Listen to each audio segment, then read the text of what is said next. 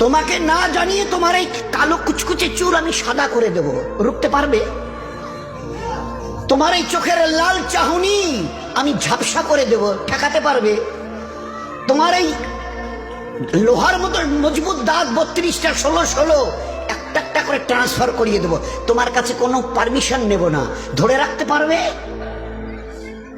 এইভাবে আস্তিন গোটানো মাসল ফোলানো ধরে রাখতে পারবে তো? এরকম করবে না তো?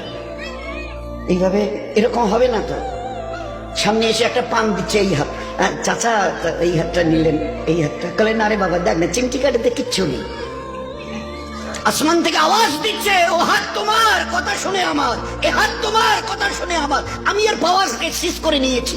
এই দুটো পা যদি হনন হনন করে হেঁটে চলো, খালি একটা পায়ের যদি সামান্য একটু প্যারালাইসিস করে দিই না, তো জীবনভর করে হাঁটতে হবে। বেডরুম থেকে নিয়ে বাথরুম একদম লাগালাগি, অ্যাটাচড, আমরা বলি না অ্যাটাচড।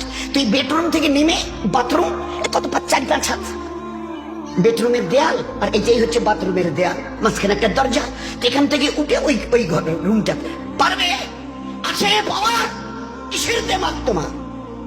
কিসের এই অহংকার তোমার? শুনুনি কোনোদিন নবীজির কাছ থেকে অহংকার, তাকাব্বুর এটা আমার চাদর, বড়াই এটা আমার চাদর, আল্লাহ বলছেন। আর আমার চাদর ধরে যে টান দেয় তার ঠিকানা কোথায়? এবার বলেন না, সবাই কম বেশি জানেন।